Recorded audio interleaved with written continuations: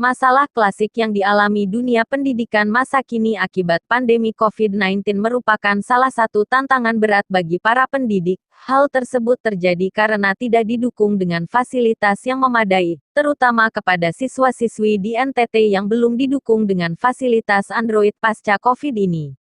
Kepada awak media di ruang kerjanya Kamis tanggal 4 Juni tahun 2020, Kepala Sekolah SMK Negeri 2 Kota Kupang, Silas Kase mengakui adanya kendala tersebut, namun hal tersebut tidak menjadi kendala yang berarti untuk melaksanakan kegiatan belajar mengajar.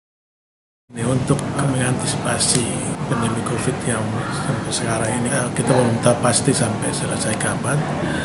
Sedangkan kalau khusus untuk SMK 2 Kupang untuk menyikapinya itu pertama setelah berlakukan masa belajar di rumah atau home learning itu mulai dari bulan Maret sampai dengan bulan Mei, kemudian masuk bulan Mei itu masuk dengan ujian untuk naik kelas sesuai dengan kalender pendidikan.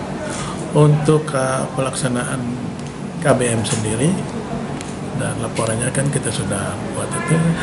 Pelaksanaannya dari sekolah itu melakukan rapat internal untuk bagaimana menyikapinya, itu terutama untuk memberikan dalam hal ini solusi untuk memberikan mata pelajaran kepada siswa.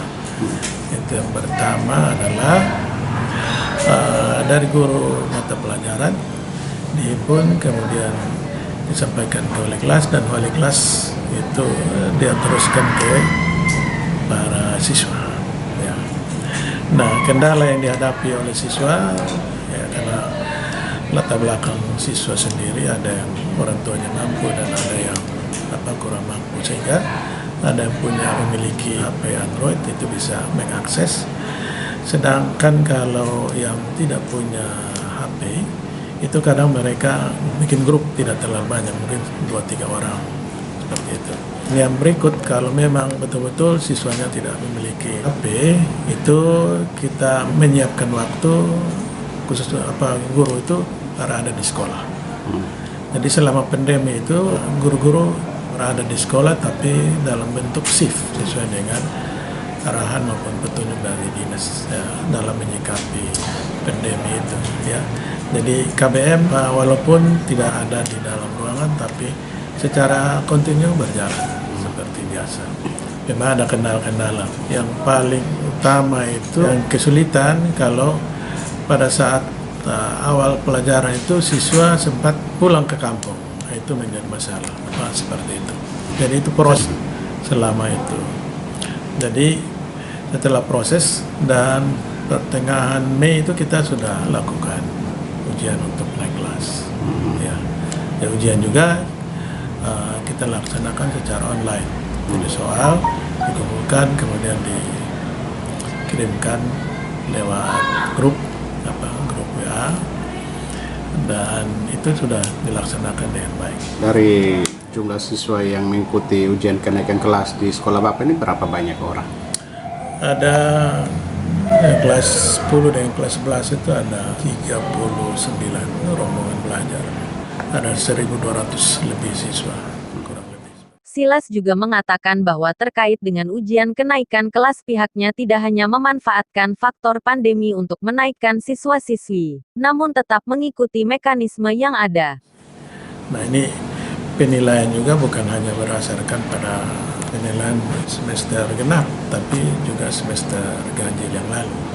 Contoh kalau semester lalu dia tingkat kehadiran dan nilainya rendah, kalau dia tidak melaksanakan perbaikan otomatis itu pasti tidak akan naik kelas.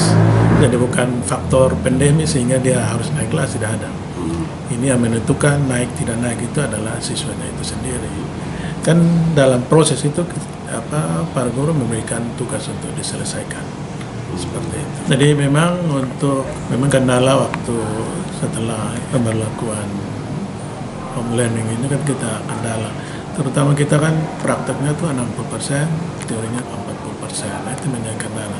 Tapi kita sudah antisipasi nanti masuk di semester berikut ini untuk kita lebih genjot. Tapi dengan memperhatikan protokol kesehatan itu tadi. Jadi grup belajarnya kita perkecil. Ya. Misalkan satu hari dalam satu kelas itu kan 36, itu bisa kita bagi grup, bisa 2-3 grup, sehingga prakteknya tuh bisa bergantian seperti itu. Dengan adanya pandemi, kita tahu bahwa siswa SMK 2 ini kan kebanyakan praktek. Ya. Nah, terkait penyerapan teori ini berapa persen yang Bapak menilai dengan adanya pandemi? Ya, karena penilaian itu ada dua macam, penilaian keterampilan dan pengetahuan. Nah, kalau keterampilan itu biasanya kita berikan dalam bentuk simulasi, gambar-gambar itu nanti dianalisis. Nah, itu yang dikasih walaupun secara fisik tidak, tapi secara analisis untuk praktek itu mereka laksanakan. Pembelajaran online dan offline ini berapa persen yang Bapak lakukan? Lebih mana di sini? Ya, kalau pelajaran yang ini cenderung lebih banyak online, ya. Offline? Online, ya. Kalau offline sendiri, ada tidak dengan adanya pasca COVID ini mempengaruhi nilai daripada sumber daya anak di sini? Ya, saya kira kendala itu yang kita hadapi mungkin. Ya, masalah keterampilan itu tidak bisa hanya simulasi, tapi dia mau terampil betul-betul itu harus diasah, dia harus latihan terus menerus, itu baru bisa terampil.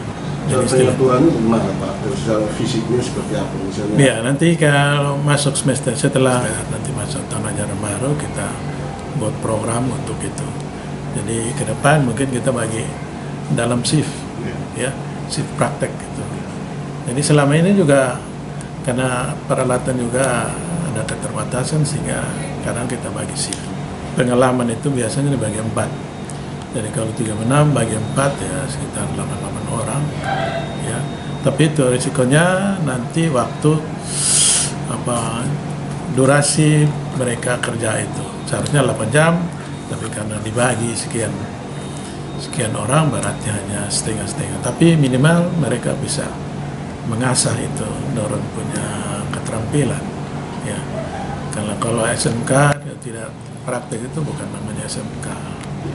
Solusi dari SMK ketika siswa baru masuk, ini kan harus ada lingkungan sekolah. Kalau seandainya pandemi COVID ini berlanjut, sekolah menerapkannya seperti apa kepada siswa-siswa baru? Ya, saya kira untuk yang siswa baru itu kita antisipasi, yaitu pertama yang secara umum itu pendaftaran secara online.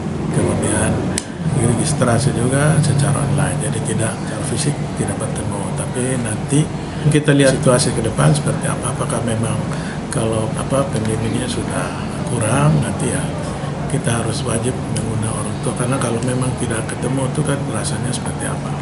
Dan maksudnya untuk bertemu, untuk bagaimana membahas kebutuhan dari siswa-siswa itu ke depan. Kita juga sudah antisipasi kalau mereka lanjutkan, ya terserah kita di sini sudah siap, ada websitenya. Websitenya sudah ada, tinggal memang kesulitan selama ini kan siswa menggunakan HP Android itu memang agak mahal. Jadi materi pelajaran dari guru-guru itu kita upload di kita punya website. Jadi kalau siswa memang ada kesulitan, tinggal kalau belajar dari rumah mereka bisa download materi-materi yang dari website sekolah. Kita lihat itu kalau memang ada kesulitan bisa datang di sekolah. Tadi tidak ketemu secara tatap muka dengan banyak orang, tapi bisa janjian berapa orang yang kita harus jaga istilah protokol kesehatan itu tadi. Ya. Terkait dengan biaya pulsa internet, SMK mengadakan pulsa internet bagi siswa-siswi yang punya Android dan guru. Ya, untuk sementara yang hal seperti itu karena masa belajarnya kan sudah lewat, tidak mungkin kita kasih untuk belajar itu nanti terkena peraturan. Jadi kita siapkan untuk yang ke depan. Kalau memang masih berkelanjutan berarti disiapkan untuk pulsa itu. Tapi yang jelas materi semua kita nanti muatnya di website. Dan bukan selama ini kan dia pisah-pisah, dia punya grup sendiri, ini grup sendiri, tapi kita satukan itu di webnya, tinggal dia mau download, ini istilahnya baik-baik dia punya slotnya, atau kalau ini dia punya kompetensi kalian ini, tinggal dia ambil dari situ saja. Ya, saya kira itu lebih murah daripada dia tanggung masing-masing siswa itu.